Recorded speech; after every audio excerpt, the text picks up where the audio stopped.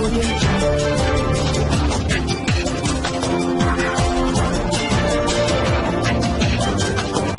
भारत, केवल खबरें और कुछ नहीं। नमस्कार, मैं हूं अंजलि। आरपी भारत में आपका स्वागत करती हूं। तो चलिए शुरुआत करते हैं आज की किसी खास खबर से। सारण जिला में बिहार विधानसभा चुनाव के दूसरे चरण में मतदान होना है, जिसकी तैयारी में जिला प्रशासन लगा हुआ है। आज जिला परिषद में चुनाव की तैयारियों का लेखा जोखा एक प्रेस कॉन्फ्रेंस में जिलाधिकारी और एसपी सारण ने प्रस्तुत किया। प्रेस कॉन्फ्रेंस में वर्चुअल सभा और जनसभा को लेकर महत्वपूर्ण जानकारी देते हुए जिलाधिकारी सह जिला निर्वाचन पदाधिकारी सुब्रत कुमार सेन ने बताया कि अगर वर्चुअल सभा में उम्मीदवार द्वारा राशि खर्च करने की जानकारी निर्वाचन आयोग को मिलती है तो उस खर्चे को उम्मीदवार के खाते में जोड़ा जाएगा। वहीं जनसभा करने के लिए अगर कोई उम्मीदवार या व्यक्ति विशेष किसी मैदान को अधिग्रहित करता है तो उस पर कोविड को लेकर जारी गाइडलाइन का अक्षरशः पालन की जिम्मेवारी रहेगी। सभा स्थल के तौर पर चिन्हित मैदानों को भी घेराबंदी कर यह सुनिश्चित किया जा रहा है कि वहां असामान्य भीड़ इकट्ठी ना हो और कोविड को लेकर जारी दिशा निर्देशों का पालन सुनिश्चित हो सके। हालांकि अगर कोई चूक होती है तो अनुमति लेने वाले व्यक्ति या उम्मीदवार पर इसकी जवाबदेही तय करते हुए कानूनी कार्रवाई भी होगी। रोड शो में सिर्फ 5 गाड़ियों की अनुमति होगी और अगर कोई इससे ज्यादा गाड़ियों का इस्तेमाल करता है तो 5 गाड़ियों के बाद अन्य वाहनों के मध्य आधे घंटे का अंतर रखना अनिवार्य होगा। उम्मीदवार ऑनलाइन या ऑफलाइन अपना पर्चा दाखिल कर सकते हैं और पूर्व में 5 समर्थकों के साथ उम्मीदवार पर्चा भरने आते थे। इस बार सिर्फ 2 लोगों के साथ ही आने की अनुमति है। एसपी सारण सायली धूरत ने बताया कि लगभग 40,000 लोगों के विरुद्ध 107 के तहत कार्रवाई की अनुशंसा की गई है। वहीं 400 लोगों के विरुद्ध 110 के तहत कार्रवाई की अनुशंसा की गई है। सीसीए एक्ट के तहत 5 दर्जन लोगों के विरुद्ध कार्रवाई करने की अनुशंसा की गई है और सीसीए 12 के तहत भी कार्रवाई करने हेतु कार्रवाई विचाराधीन है। अधिकारियों की माने तो जिला प्रशासन निष्पक्ष, भयमुक्त, शांतिपूर्ण चुनाव के लिए तैयार है। का प्रस्ताव है। जैसे आप सबको भी सूचना हो ही गई है, इलेक्शन अनाउंस हो गए हैं, आचार संहिता लग गई है। तो with respect to model code of conduct हम लोग ने अपनी कार्रवाइयां शुरू कर ली है। जितने भी बैनर पोस्टर्स है पब्लिक जगहों पे, गवर्नमेंट प्रॉपर्टीज पे, उसको उतारा जा रहा है। अन्य जगहों पे भी हम लोग उतारने की हम लोग प्रक्रिया में है। जहाँ पे भी पाया जाएगा अनऑथोराइज तरीके से विदाउट परमिशन उन लोगों के विरुद्ध सही धाराओं में प्राथमिकी दर्ज की जाएगी।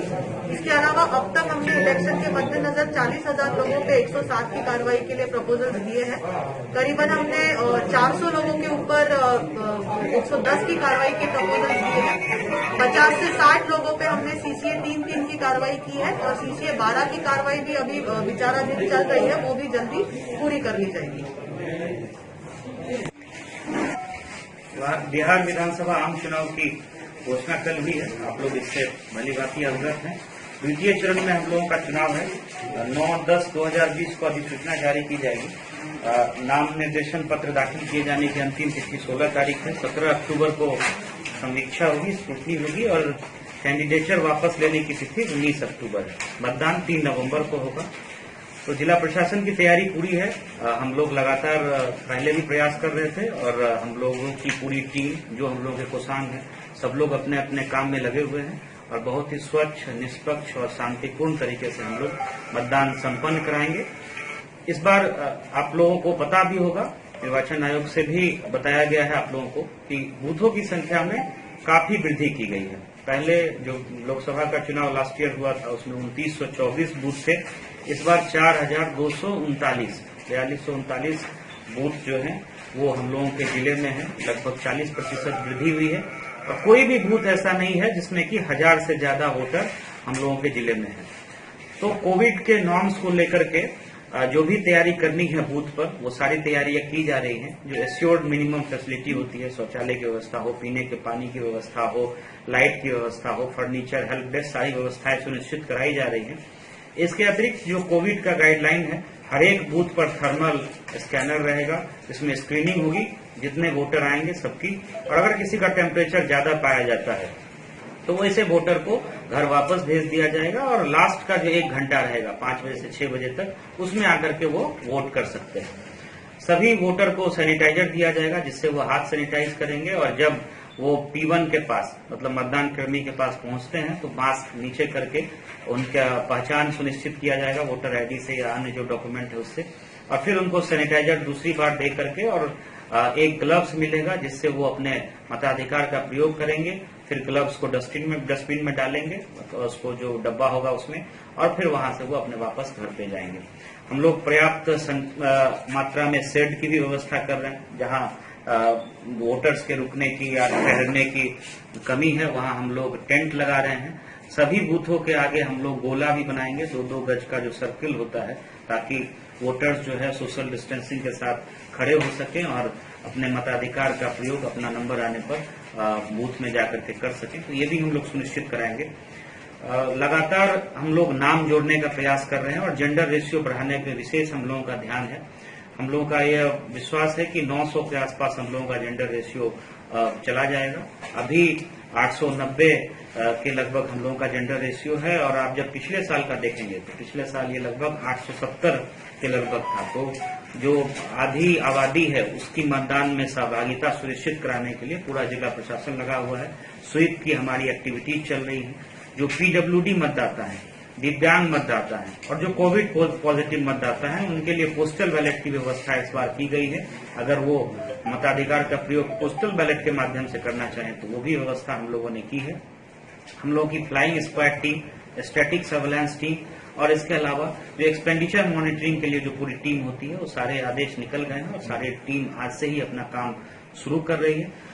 जो मॉडल कोड ऑफ कंडक्ट के अन्य प्रावधान होते हैं, जो बैनर, फ्लैग सरकारी या पॉलिटिकल किसी तरह का हो, उसको हटाए जाने का अभियान तेजी से चल रहा है। 24 घंटे के अंदर सारा हटा देना है। तो आज शाम तक हम लोग निश्चित रूप से इसको हटा देंगे, और इसके बाद अगर कोई जानबूझकर अगर फ्लैक्स, बैनर और होर्डिंग इनका प्रयोग करता है बिना अनुमति के, पब्लिक प्लेस पे तो करना ही नहीं है। अगर प्राइवेट प्लेस पे आप करते हैं तो अनुमति लेकर के करना है। अगर कोई भी पॉलिटिकल पार्टी कैंडिडेट या व्यक्ति अगर करता है तो हम लोग फिर उसमें जो भी सुसंगत धारा है उसके तहत वाद दर्ज करेंगे, कांड दर्ज होती है वो सुनिश्चित की जाएगी। जो इस बार कैंपेन को लेकर के है, जो चुनावी सभाएं होंगी उसको लेकर के भी इस बार काफी बदलाव किया गया है। ग्राउंडों को हम लोगों ने चिन्हित किया है और ग्राउंड की कैपेसिटी में चेंजेस किए गए हैं ताकि सोशल डिस्टेंसिंग फॉलो हो सके। किस ग्राउंड में कितने लोगों की सभा हो सकती है, कितनी मैक्सिमम कैपेसिटी की, ये भी हम लोगों ने साइट पर डाल दिया है। और वो जो भी वहां पर सभा कराने की जिम्मेवारी लेंगे, उनका यह दायित्व होगा कि सारे जो कोविड के, जो होम मिनिस्ट्री के डिपार्टमेंट के जो भी प्रोटोकॉल हैं सारे फॉलो हों, उसका उल्लंघन नहीं हो। ये लागू कराना पॉलिटिकल पार्टी के जो भी संबंधित अनुमति प्राप्त करने वाले व्यक्ति होंगे या जो भी दल के सदस्य होंगे या जो कैंडिडेट होंगे, ये उनकी जिम्मेवारी होगी। इस संबंध में पॉलिटिकल पार्टी के साथ भी बैठक करके उनको बता दिया गया है। नॉमिनेशन इस बार ऑनलाइन भी हो सकता है। जो कैंडिडेट हैं वो ऑनलाइन पैसा जमा कर सकते हैं, शपथ पत्र जो दाखिल करना होता है वो दाखिल कर सकते हैं, नॉमिनेशन फॉर्म भर सकते हैं और उसके बाद उसका प्रिंट आउट लेकर के, और कैंडिडेट के अलावा 2 और व्यक्ति, पहले जैसे 5 व्यक्ति आते थे तो अब 2 व्यक्ति ही आएंगे, वो आरओ चैम्बर में आकर के अपना नॉमिनेशन दाखिल कर सकते हैं। जो आरओ चैम्बर है उसके 100 मीटर की परिधि में मात्र 2 वाहन आएंगे, पहले 5 वाहन आते थे। तो ये भी एक बदलाव हुआ है कोविड को देख करके। अगर कहीं जुलूस निकलता है, अगर रोड शो होता है तो उसको भी लेकर के परिवर्तन किया गया है। 5 गाड़ियों का ही काफिला जो है वो चलेगा और दूसरी अगर अन्य 5 गाड़ियां चलती है उनके पीछे तो दोनों काफिले के बीच आधा घंटे का गैप होगा। ये सुनिश्चित करना है। इसके लिए जो हम लोगों का सी विजिल ऐप है और हम लोगों की अन्य जो फ्लाइंग स्क्वाड टीम है, सेक्टर मजिस्ट्रेट्स हैं, अन्य जो भी पदाधिकारी हम लोगों के लगाए जाते हैं वो सब हम लोगों ने लगाया है। इसको हम लोग इंश्योर कराएंगे। मतगणना को लेकर के भी विशेष तैयारी है। पहले जैसे एक ही कमरे में मतगणना होती थी एक विधानसभा की, इस बार हम लोग 2 कमरे में करेंगे। एक विधानसभा का 7 टेबल एक कमरे में लगेगा और अन्य 7 टेबल 14 टेबल पर मतगणना होगी, 2 विभिन्न कमरे में होगी। तो ये भी हम लोग की व्यवस्था है। नॉमिनेशन को लेकर के भी आरओ के स्तर से जो भी व्यवस्थाएं की जानी है उसको लेकर के भी व्यापक तैयारी चल रही है। चूंकि पूरे जिले में एक ही चरण में मतदान है, तो कार्मिकों के प्रशिक्षण का कार्य भी अगले महीने के 3 तारीख से हम लोग शुरू करने जा रहे हैं। उसमें भी हम लोग जो कोविड के प्रोटोकॉल्स हैं उनका अनुपालन करेंगे।